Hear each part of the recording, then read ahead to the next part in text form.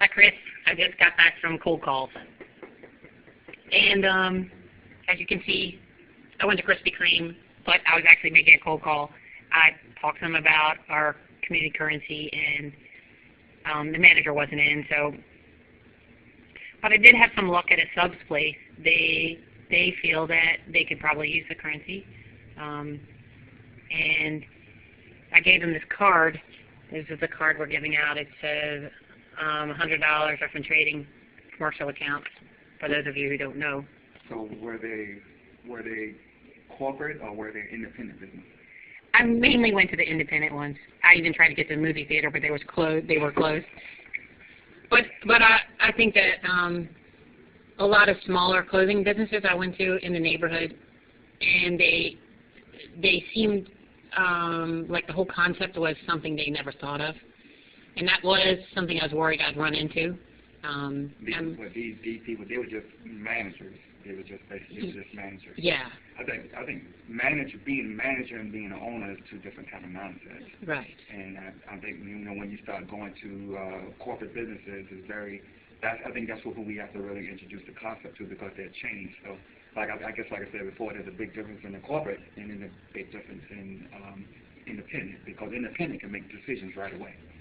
Corporate can't. Well, the guy at Staples said that they had, he has to put everything to corporate, and he said, we don't have anything to handle this kind of currency. And he said, all we do is coupons. And I said, well, this is sort of like a coupon. In fact, you can account for it as a coupon when it comes into your system, and when you spend it, you can account for it in accounting as an expense. So their system really has it. It's just that this is strange. This is different. I know it's a totally different concept for them, but maybe we need just to really kind of signal out different type of people that we want to introduce to them, because our pitch is going to be different everywhere we go, and we gotta understand, how to introduce unity currency to different kind of business. Because I don't think any of them going to be the same, because you're going to meet.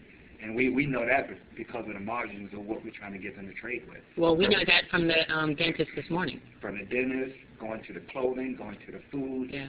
I mean, there's different. So we have to figure out which way to figure out how we can introduce unity currency, how it can make it fit with each. We don't want to turn any of them away. We just want to be able to understand how we can introduce unity currency. Well, today I almost felt defensive, because I think at first someone's looking at me like, oh, here comes another salesman, and this is actually, I'm trying to explain that this is a community project, and this is something you're doing as for us, for everyone, and I think that's these days hard for somebody to understand, that the community together can work on a project and make a difference.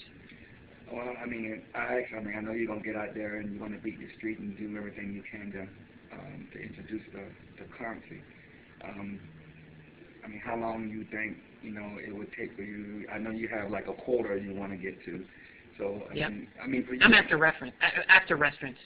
And the reason is, if I get restaurants, and these people will, the new people that sign on, they'll feel like they have somewhere to spend it. I think the problem is, people think, oh, I'll join this thing, then where do we spend our money?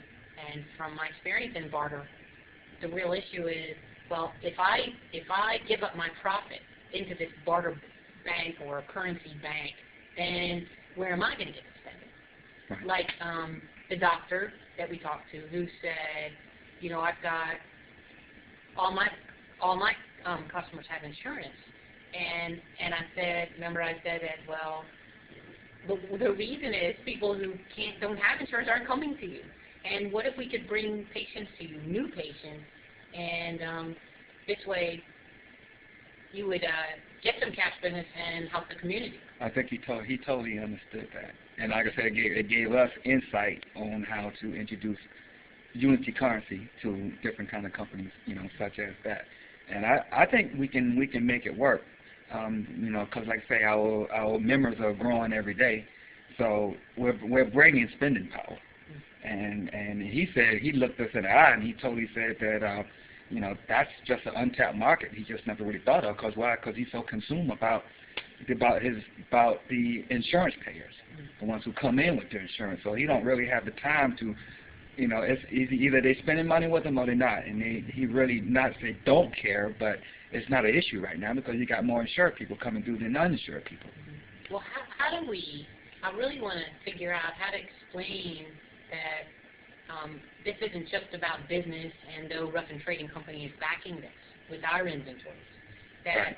This isn't a freaky business thing. This is actually a community project, right. To organize a community, to transact their profit in trade, basically. Right. And the only ones that, in my opinion, would not qualify or would struggle in this program are businesses that run on less than 20% margins, or let's say less than 40% margins. They would struggle because the whole program is oriented to half cash, half trade to right. cover that problem. Right. But like for the doctors and the dentists and the eye doctors and the veterinarians and people that help in this community, what about the elderly?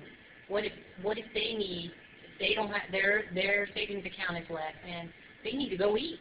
Can't we, you know, they get senior coffee, but can we do more than that?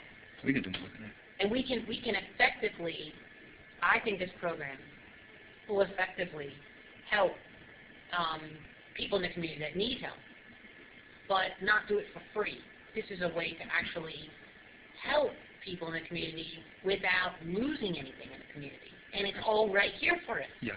But how do you tell a business, how do you explain to a business that this project can lift up the community? How do you do that?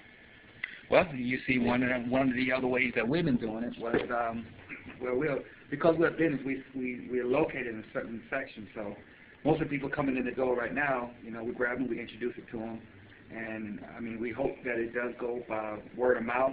But you know, again, doing our aggressive marketing through website and through some of the other technologies that we're using, that's the way to really get it out. Well, some object and say, well, why are you giving $50 to anyone who comes in or signs up? How could you just give away money? I couldn't believe that. And then I had to start all over to explain how this works and why this works. Right, and because you are what we are, which is Rough and Trading. I mean, you know, other companies, they can give out coupons, right. But we're not giving out coupons. We're backing the currency. We're actually backing the currency. How are we backing the currency? Because we got merchandise and hard goods that we can back it with. And then once you tell them that, they kind of understand. But again, the unity currency is not a hard sell. It's just a way to sell. Because like I say every day, I mean, people trading every day. They trade every day. But this is just an awareness of trade. But yet, it's not only just an awareness, but it's also going to be a practice. Well, people don't realize they're trading. They're so used to the dollar. They forgot what's going on here. I mean, but what's good for us, I mean, you're seeing right now, is great because even for a while, like I said, they can't see how trade is going, but yet now they're seeing it because why? Because the dollar is backing out, credit is backing out, everything is backing out. Now they're like, whoa, now what are we going to do? How are we going to do what we want to do? But you've been trading all the time. Now the next time you go to this person and, you know, you can't, if you got less dollars, now you can't go to McDonald's and say, hey, you know, I don't have enough money to buy a hamburger. But yet in our community, what we're creating, now you can go to McDonald's or a different place and start saying, okay, you know, I can eat, but here I'm in with unity currency. You know, a Big Mac was $3. Now I get a Big Mac for $1.50. And then McDonald's, the chain stores that we're working with, now they're in the trade system. So once they come and get something from them, at least the business can go somewhere else and get something from someone else. Right. So we got to create. I mean, we're not trying to take over the dollar. I mean, it's not like the other countries where they do want to supplement unity currency with the regular currency. This is complementary. This is a complement to the dollar. And to barter dollars. And to barter dollars. So, I mean, again, this is, for us, as compared to new barter, this is a different way of us trading because we're going direct now. We're dealing directly with the community and to get them in that practice of trade and have cash. So eventually, educating them, they probably will get to the point of full trade, full bottle, full trade. But it's all about, again, just being aware of trade and making it fit into the community where, you know, it's not words survive. It's just being aware of trade. Well, I think people are also so they've been trained now to be so